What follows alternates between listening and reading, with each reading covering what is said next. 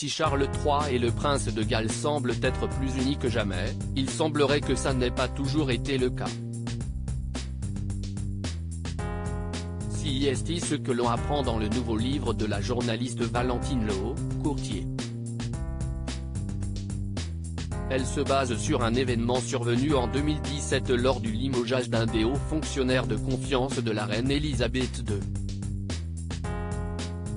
Il s'était produit à la suite d'un coup d'État au palais.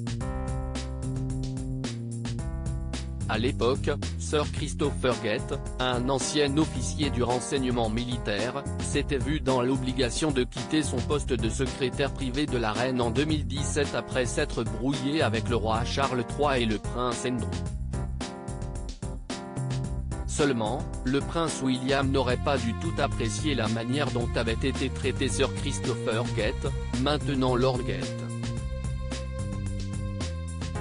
Le mari de Kate Middleton n'aurait même pas hésité à en parler avec le chef de la maison du monarque, le Lord Chamberlain de l'époque, Earl Peel.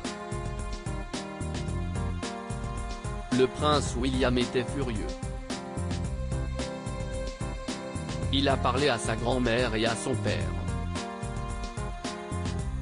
Il a estimé que Christopher avait travaillé pour moderniser l'institution et la rapprocher.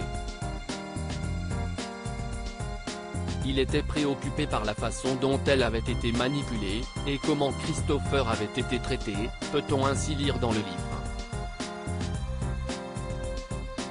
Le prince William a rarement été autant en colère. Il était vraiment en colère à ce sujet, pas nécessairement parce que c'était la mauvaise décision.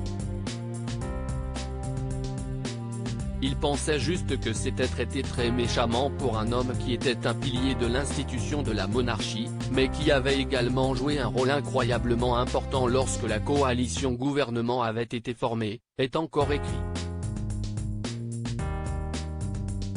Selon ce qu'il y a décrit dans l'ouvrage, le prince William estimait que ce n'était pas une bonne décision de limoger Sir Christopher Gate.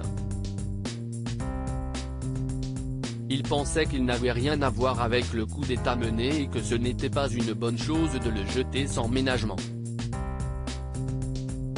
Sur cette affaire, une source a déclaré au Daily Mail que le limogeage de Lord Gate a été un grand choc, alors que beaucoup pensent que s'il avait toujours été à son poste, la débâcle du Mégoï ne se serait pas produite. Il avait le doigt sur le pouls et les gens pensent qu'il aurait trouvé un moyen d'anticiper le départ du duc et de la duchesse de Sussex, ou du moins trouvé un moyen de faire en sorte que les choses fonctionnent plus à l'amiable, a poursuivi la source.